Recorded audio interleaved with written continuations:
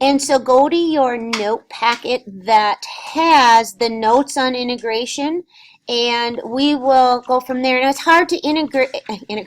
It's hard to review an entire topic in one session, but like I just said, we're going to work today on bringing some of the basics back, and I will tell you what we're not going to work on as we go through. So I would consider for integration the power rule to be a basic. Remember, for the power rule, I'll let you find that, sorry. For the power rule, and remember, when you try to find the antiderivative of something to the power, you add 1 to this power and divide by it. What else do we need to remember, Carl?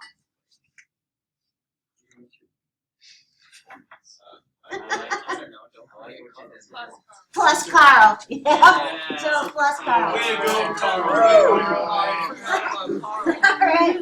So, and then remember what that means. This is called the antiderivative. Its derivative gives you the integrand back. So sometimes when the languages find the antiderivative, people don't know they're supposed to integrate. Or it might say something like this: h of x is the antiderivative of w. And you need to know what that means, right? It means that when you integrate w, you get h. And furthermore, h's derivative equals w. So you have to know the language as well, or that's actually a harder issue. So does that make sense? So if I did a super easy one, x squared dx, the integrand is x squared, the antiderivative is x cubed over 3 plus c, and its derivative is the integrand. All right? So for this guy, remember you need to see the power to work with the power. This would, I would be calling this one easy. I will not test you on easy, but I kind of want to go back and forth a little bit. So we add 1 to the power, dividing by that power, which gives me what? 2. And then don't forget plus c, because the derivative of any constant is 0. Do you remember when I showed you guys graphically what this plus c does? It moves, it moves it up and down the y-axis. So if this is your antiderivative, like maybe it was x squared plus 2, it has the exact same slope right here as x squared minus 5. So the derivatives are the same. Varying by a constant won't change the slope of the lines there. So it won't change the derivative. Just a little bit of theory. So that's our power rule. We use it when we see polynomials. This is a big one. All right. Sometimes we call it u prime over u. There should be a du on there. Or sometimes we presented it as 1 over u du. Do you remember who this passes off to? Basically, I'm saying the derivative of what is 1 over u? Natural log, yes. So when you integrate 1 over a function times the derivative of the function, we used to say, you know, when that derivative of the function is living in the numerator, you get the natural log, but there was a little detail, and that's what I'm covering. Is it bring some of those details back? Do you remember what the detail was about this natural log of u? Absolute value, excellent, plus c. All right. So then sometimes we have to be, well, let's go to take a look at an example of the u prime over u. We look into that denominator and we say, all right, its derivative is 3, it's not 5, right? But that's why it says when the derivative on the bottom is living as a multiple on the top. So let's see, this is u substitution, and that was hard when we first started it. Let's see if you guys remember. What did I always tell you to do with the 5? Bring it out front. Constants out front. You don't have to, but it sure does kind of clean up that integrand a little better. So I'm going to start right there. All right. Then I'm recognizing that the derivative of the bottom, which is 3, is living as a multiple on the top. So that means this is u sub, and who u? There you go, 3x plus 1. Those of you at home, they said 3x plus 1. I don't have, my computer doesn't always pick you guys up, so I have to. So u is 3x plus 1. Let's start rewriting it in terms of u right now. I now have 1 over u, 1 over 3x plus 1. And again, I'm not doing 10 of these, just one slowly of the different types. Du dx, or the derivative of u with respect to x, is just 3, right? So du is 3 dx. But I don't want 3 dx. I just want dx. So do you remember what I said to do? We called it a fraction correction. Excellent with the language. So I'd say, okay, get rid of the 3 by taking 1/3 of du, and that's what you can replace dx with. So this became 1 over u. This whole thing was 1/3 du, and what did I tell you to do with the 1/3? Bring it out front. Perfect. So there's my 1/3 du. Excellent. I feel like you kind of remember doing these? Good. I'm kind of hoping I'm boring you this week, but just in case, our second chapter, our first chapter is really short and has only like 2 new things in it. It's going to be revolving solids, dishwasher shells, but then with some arc length of revolution and surface area of revolution. But it'll be very similar, and it's short, like a 7-dayer. But then the one after that is called techniques of integration. So we're going to be adding to your list of how to integrate. Right now, last year, you really only learned U-sub. To be honest, there's more. But if you can't do the ones from AB, the ones from BC will be impossible. So that's kind of why I'm hoping I'm boring you, but it's necessary if you need the review that I make sure everybody's got the basics down. So what would this become? 5/3 of what? Natural log, absolute value, u, which was what? 3x plus 1, and then don't forget plus c. We talked last year about how would you check that if you were done with the test early. And I'm going to check it because I'm only doing one of them.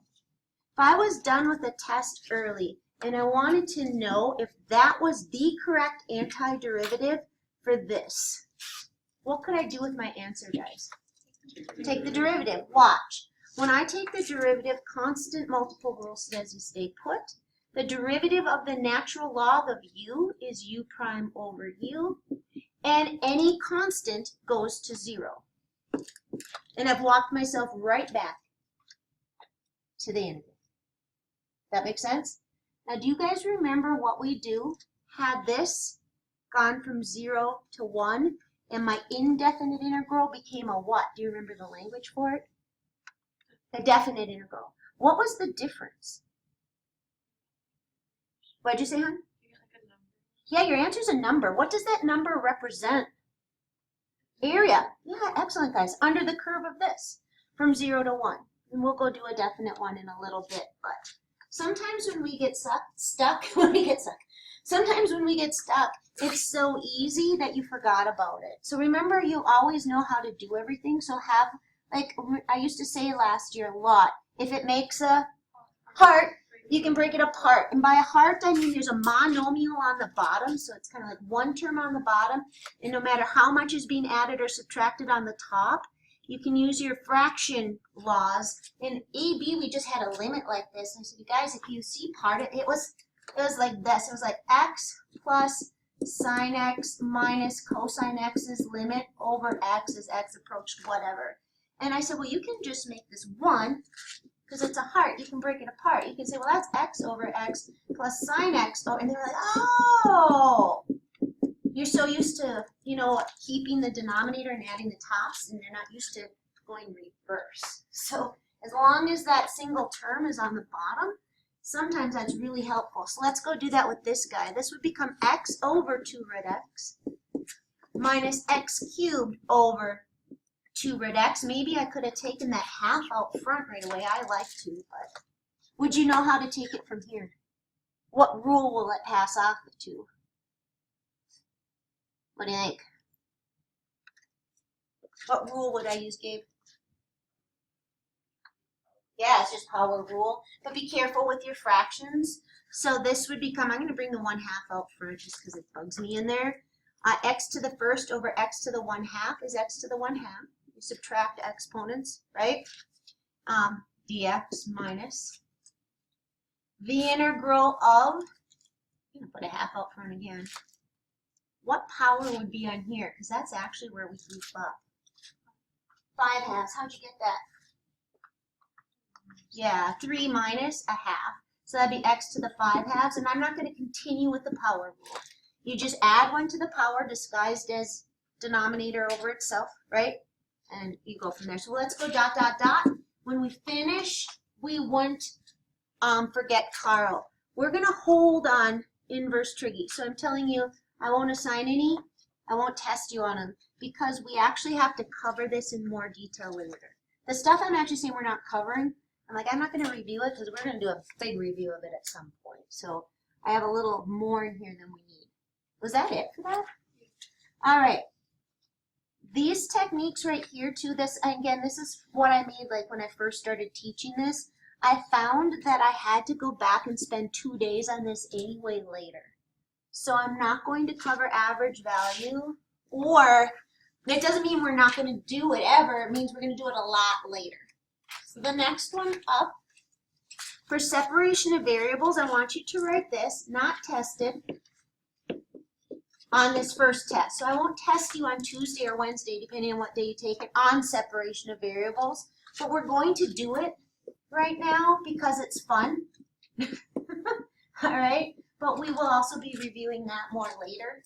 There's 4 of them in your packet, and if me doing one of them isn't enough for you to get it, and you look at the key and you still don't get it, don't sweat it. All right? What do I say? Never what? Copy the key. But I'm telling you for this, it's okay if you work with the key on these, because I'm only going to do one, and it was a huge, like this was a 4-day deal last year. But they are fun and they're cool and they have so many different things in them. Let's see if you remember. When it says to solve by separation of variables, remember your end game is to figure out, oh, what was y if its derivative is 4y over 3 plus x, right? Do you remember how this started, anybody? It's been a long time, but you were great at it. Yeah, you get the same variables on the same side. In particular, all things about y on the left, because we want y equals. All things about x and all constants on the right. Don't move the 4 over because you're going to try to isolate y, so you would just have to move it back. So we're going to say, well, I'll divide both sides by y. And then that'll leave me with a 4 over here, non-y term, 3 plus x, non-y term, and we'll multiply the dx over. Do you guys remember doing that? I don't know how much you remember.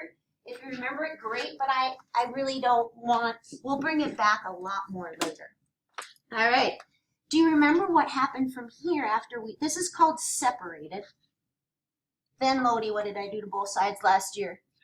We'd integrate because we want to undo the derivative. All right. This actually has the same integration rule on both sides. For College Board, it's usually like a power rule on one side and an e to the on the other, or something like that. But this is the same rule. Who does 1 over y dy, what is its antiderivative? Awesome. Natural log of what? Absolute value. Excellent. Technically plus c, but what did we say last year about that plus c? Yep, you got it. We consolidate all the constants over on the right if you're at home listening. This, we have the 4 out front, right? So it's really 4 times 1 over. What's the antiderivative of 1 over 3 plus x? Natural log, absolute value, 3 plus x. Why does this one not have a fraction correction? Yes, the derivative of 3 plus x is just 1. It's not living as a multiple in the numerator. You could use u sub though, and just in case there's somebody at home going, wait a minute, what just happened? We actually do have u sub on, and if you guys get it, just sit back, but I never know because I only have like a third of you here. So we brought the 4 out front, right? And if you really passed off to u sub, you would say u equals 3 plus x, and this becomes 1 over u. But your derivative, your du dx, the derivative of 3 plus x is just 1. So if du dx is 1, du is 1 dx. So I don't need anything to fix it. It's exactly what I want. Now, by the way, because we started doing these in our head last year, had this had a 5 in front of it, then my du dx is 5 dx, and that's not what I want. So then what would I do to both sides? 1/5 back. You're nodding like you're getting it. So let's move on here. I forgot something on mine. Not on purpose, but I just looked. Plus Carl. Yeah, don't forget the plus C. All right, now it's going to get a little funky. Remember, your goal is to figure out what y is. See if you remember what to do. And I want to find a sample, a different sample that's more like one on your test. Found it. Okay. I don't have a whole lot of examples on here, but all right. So let's go here. And do you remember what to do next? Exponentiate. What do we mean by that? Yeah, e to that. E undoes the natural log, and I'm on the y attack. So I will exponentiate this side, and I'll exponentiate this side. I love it if you remember this. If you're like, this one example is not enough for me, don't sweat it. All right, that's okay. I won't test you on it next week. I'm testing you on the middle level basics, not easy basics, and not, this isn't a basic. This is like 6 points on one FRQ. This is huge. All right, so next up, let's see if you guys, raise your hand if you knew what to do from here. There was a little, yeah, what do you do?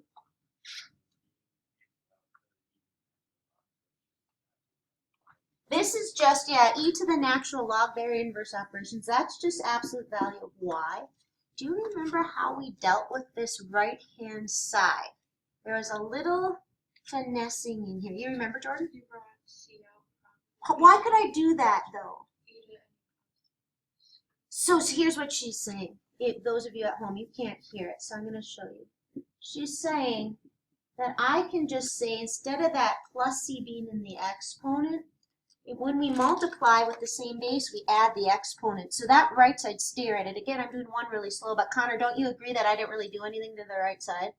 For example, 2 to the 4 plus 3 is the same as 2 to the 4th times 2 to the 3rd. That's totally legal. And then Jordan said you can just bring a c out front, and that's because e to any constant is a constant. What variable did I often change it to when I did this?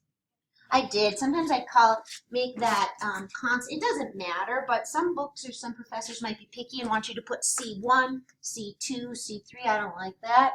But I'm going to put a k. So I have absolute value of y equaling k. Now this is where it becomes tricky. Do you see this e to the ln right here? Right here? If only that 4 weren't there, I'd have e to the ln. This is a hard one, right? I'm going to go like this. Raise your hand if you know what I'm going to do with this 4. So I do have e to the ln. I'm going to make a little pre-calculus move. Yeah, tell me. Yeah, exponents come out front. That's why I chose this one. It's got so much good stuff. Yeah, exponents come out front when you're doing natural logs, so they get put back in just as easily. I love that, right? Because the e to the ln, what does that do, Tyler? Yeah, this is just 3 plus x in absolute value to the 4th. What's the only thing I haven't dealt with? There are 2 ways to do that. Up here, we could have said k equals plus or minus e to the c, and then if we were doing a specific solution, it would have washed itself out. If you don't make that declaration over there, then you'd have to say, well, then the absolute value would be plus or minus 3 plus x to the plus. Oh, I lost my k, plus or minus k. Sorry, I lost the k in there. All right, if that makes sense to you, awesome. If it didn't, what did I say? Don't worry about it right now. It's just that I wanted to go through it because I had a lot of good, that had a lot of good review in it. So what I'm going to do is, do you guys remember, let's go back and put one more rule on here that's not on here. And I apologize, these notes are, I should revise them, but as the years go by, I've found that I need more on that. So that's why I've taken some stuff out. So in place of this inverse trig, let's call it, is it e to the u du. So we're going to replace the inverse trig because in years past that needed more than 5 minutes to bring back better. But the e to the u du is a basic. What's the antiderivative of e to the u with respect to u? E to the u plus what? Carl, now be careful with that, because if only it were that easy, right? We'll put a sample. You might want, I told you tomorrow for my Schoology conference, I'm going to give you a little bit more test specifics. This first test, I'm going to be way more transparent about what's on it, because I want you all to get an A. Why do I want that? It's not because I want to make the course easy. I want those middle level basics rock solid, and I want you to know what I think those are. So I am going to specifically tell you, I'm going to put an implicit on there, know how to do it. Does that make sense? I am not going to put a separation of variables. We'll deal with that. I really want you to know exactly what's going to be on there, and you to make sure you know exactly how to. I want all A's. All right. So, and even a B, I'll say I want you to redo it. You know I don't do retakes, right? But for this first one, if Lucy Lou here gets a B, I'm going to say, I really want you to fix that, kiddo, because it's going to catch up to you later. Whatever part you got wrong, it's coming back full force. All right, so I don't stress this first test. I think you'll be just fine as long as you show up to that Schoology conference tomorrow where I specifically say, know how to do this. Yes? I have it at 1:15, I think, for this. This is 5th hour. No, that's when my 6th hour is. 12:15. I think I have it scheduled for. Look in Schoology, hit the conferences button, and it'll have the time on it. I believe I set it for 12:15. But you can go ahead and take a look. All right, so here's what I'm going to do. I'm going to throw a definite integral down because I haven't done one yet. And I'm going to throw e in there because we haven't done one yet. And I would call this a middle level basic. We're going to take some in that big skills review packet you have. There's some that are a little bit beyond middle level. We'll take out those tomorrow. Tonight's is delta math, so you should be fine. All right. So we said when we're doing u sub, last year I used to have like a rhythm to it. I say always try the what function first. Do you remember? Inside function. Yeah, I said if there's a denominator, try letting u be that, like we just did to generate natural log. I said if there's an exponent on e, who did we usually let u be? The x one. Excellent. So let's write this one. This is the last one I'm going to do. I'll do it really slowly, and then you can head on. Oh, actually, one of the delta math ones is really hard, so I'm going to do a sample of it. I only assigned 2 of them, but I think without me doing an example, you might be thrown for a loop. All right, so I like to rewrite these as I go. I'm trying to generate e to the u du. Here's the problem. My variable of change is x. I have functions of x. My limits are for x. I need to change that to a variable of change of u, a function of u, and limits for u. Why am I saying that? So like, and limits for u. What do you need to do right now? Change your limits. Yep. When x is 0, u is 0. That's a limit for u. But when x is 1, u would be what? 10. Perfect. Now I have limits for u, e to the u, but I still have the rest of this stuff that is an issue. So let's see what happens when we do du dx. The derivative of u with respect to x is 8x plus 6. That makes me feel good. Do you remember why? Exactly. A simple numeric, remember, if it's a multiple of it, a simple fraction correction will generate what I want. If I were just to take a half of du, I would get 4x plus 3 dx. And again, we did this for days last year. I'm doing one of them for 5 minutes, but I'm hoping you're like, yep, is it coming back, Calpel? So when I go back up here, this 4x plus 3, that's still in terms of x, that whole chunk that I just circled is a half du. Agreed? What did I say to do with the 1/2? Bring it out front. You don't have to, but there. So I'm going to rewrite that nice, and we're going to have a discussion about what sometimes threw you guys off last year. Not you guys are here because you didn't have a whole lot of issues last year, but just in general. So now that I have everything in terms of u, the antiderivative would be e to the u, right? No plus c needed. And do you remember with your fundamental theorem of calculus, who goes in first? By the way, why am I not back substituting in for u? Exactly, because I changed the limits. I'll show you if you decided not to change the limits. So we'd have 1/2 of e to the 10th minus e to the 0. And that's a number, and there's no plus c, because it's a definite integral. What does this number represent? Just to keep it real. The area under the curve and between the x-axis of whatever this is the graph of, I have no clue, between 0 and 1. All right, now suppose Lucy's like, not a huge fan of the limit change theory. Rather not do it. Then be very careful with putting equals down so you're not linking things that aren't equal. But she would have said, you know what? I'm not changing my limits. I'm going back to x. Do you remember what was our u? 4x squared plus 6x, is that right? And she goes, screw it, not screw it, but forget it, don't like it, right? Lucy would say that. But then if she goes back to x, she'll keep x's limits. But watch what happens. She'll get e to the 10th, check, right? Minus e to the 0, check. It's fine, just don't mix x's with u's. Either be all x or be all u. Who do I prefer? I do. All right, I prefer the limit change. All right.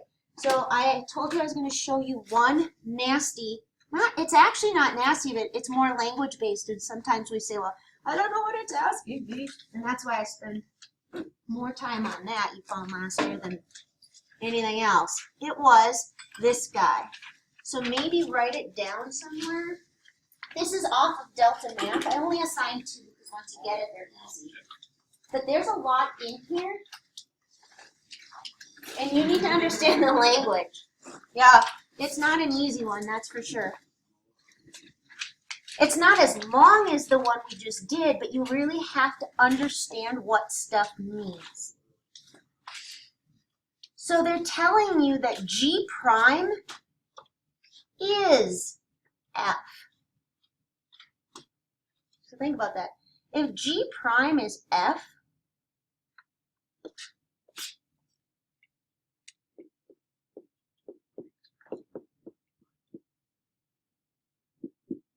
for example, if G prime is F, it means G prime is F.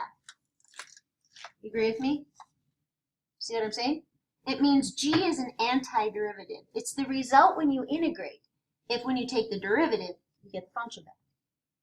Just put that in perspective, just so you can see what we've got going here. Right here, I have x times a function of x. And I need to integrate it. What's the only technique of integration you have in your pocket? U sub. In this scenario, when you have functions inside of functions, who's u? Inside function. This isn't natural log. This isn't e. This starts with this. U equaling 1/3. You might say, I don't know what f is. No, it's not like sine, and you know it's antiderivative. But you do. All right, so it's 1/3 x squared plus 2. What am I going to do right now? Now, by the way, I'm going to start rewriting. I now have an f of u in my problem. This is now taken care of. What am I going to do next? Du. Yeah, I want to be able to replace the rest of the integrand in terms of u. But I heard you say something else. What'd you say? Change? Somebody said up here. The limits. Yeah, let's go do that. Let's get the limits in terms of u. So when 3 goes in for x, I have 5, is that right? You're the only hour of this, so I'm always doing this for the first time. With AD, I can be like, oh yeah, I remember what it is. And this is 1/3 of 36. 12 plus 2 is 14. So I'm actually, look at all the, I'm feeling good about it. I see a 5 there, and I see a 14 here, so I'm feeling pretty good about what I'm doing right now, right? So now these are in terms of u. The only thing not that I haven't passed off to you is the x dx. So what do you think I'm going to do right now? Yeah, let's do it. If you didn't hear it, take the derivative. Du dx would equal 2/3 x, the derivative of 2 is 0. So du is 2/3 x dx. Let's go back up here. I don't want the 2/3 there. 3/2, thank you. 3/2 du equals x dx. So the rest of it, this guy, gets replaced with 3/2 du.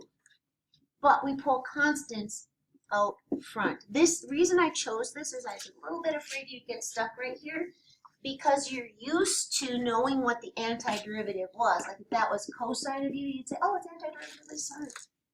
What's the antiderivative of f? G prime. Or not G prime, G. Because its derivative is, see what I mean? Because its derivative is f. Whatever I say the antiderivative of f is, its derivative better be f. The antiderivative of x squared is x cubed over 3 because its derivative. Do you see what I mean? It's a hard language thing. So this isn't g prime because g prime's derivative is g double. Agreed? What is it? What's the antiderivative of f? G. Why? Because its derivative is f. It's kind of goofy, isn't it, Lodemeyer? Did it settle with you, though? Okay. And I'm going from where to where? Sorry, that should be g of u. Sorry. We're going to keep everything in terms of u. And I'm going to be going from u of a 5 up to u of a 14. So when I'm all done, 3/2 of g of 14 minus g of 5. And where am I going to go get those? I actually love this question because if this was a test question, the distance learners are at no advantage over you guys. Because there is no Google machine that's going to do this. They're just not going to, a calculator's not going to do it. But if this had all been functions they knew, I really like this question. But what am I doing? I'm doing 3/2 of g of 14, which is d, minus b. So in delta for that one, we would do this. Are you good? Or do you think you need another one of those? We're good. Thumbs up? All right. So we're done. Let's go into delta math. Honestly, I create things on Sunday, so I can't remember exactly how much delta math is in there. So like this Sunday, you'll see next week start to map out. I'm going to stop recording. Those of you at home, let me know tomorrow in the Schoology conference, which you should come to. If you have any questions, these guys will get theirs answered today. All right. Did it stop?